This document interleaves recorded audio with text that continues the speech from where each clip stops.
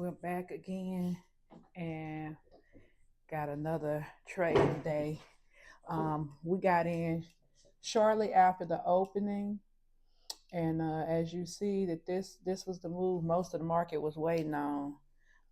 It broke down below the pre-market low, and as you see, an immediate reversal back in, and it's like, oh, this is gonna be the major breakup. Probably we'll break back through, probably with another.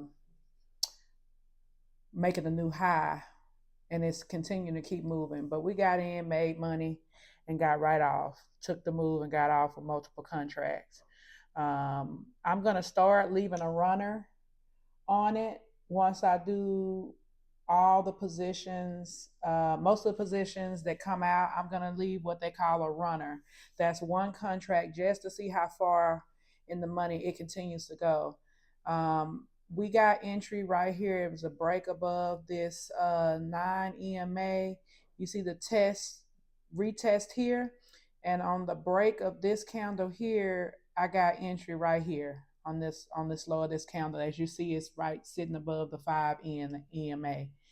And then we just let it run into profit, and we hit our take profit, which the it was a quicker move because premiums are a little bit more now, so the moves are happening a lot faster. As you can see, the premiums are a little bit more. So got in, took the move, and came out in profit again. So we're still on the win streak, and it was a 1-5 R&R, so a 1-to-5 ratio win today. As you see, like I say, not much movement happened, but big win still happened on this short move, and it still hadn't broken the 20 EMA. So if we had kept a runner active, the runner would still be activated right now because it still wouldn't have touched the stop loss. Stop loss, give or take, was about here, and as you see, it still hadn't hit. Going by the 2 minute, the same thing. As you see, we had a break, but immediate break above. So if we were following profit on the 2 minute, um, uh, moving the stop loss here at the low of this candle and letting it continue upward. As you can see, it still hadn't broken. So this one's gonna probably be a good little run up for a Friday trade is what I'm thinking, based on the fact that it did come to a major uh, point, which was 663, and it's going now. So let's just see what happens. We're now approaching yesterday's low. So we'll see what happens after that point. But we're good in profit, followed all the rules, didn't touch the stop loss.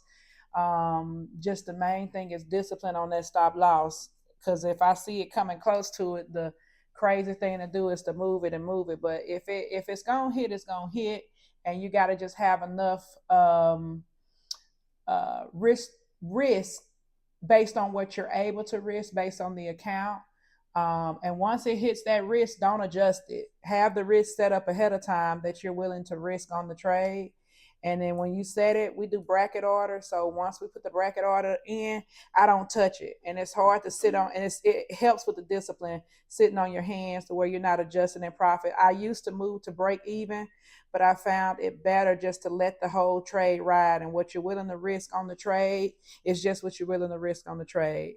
Now, when we start to do the runners, I may move up slightly in profit, depending on how far it moves into profit. So that would be one adjustment I may start making, but probably start the runner maybe next week or week after next to kind of see how far that runner runs. So that's pretty much it for Friday.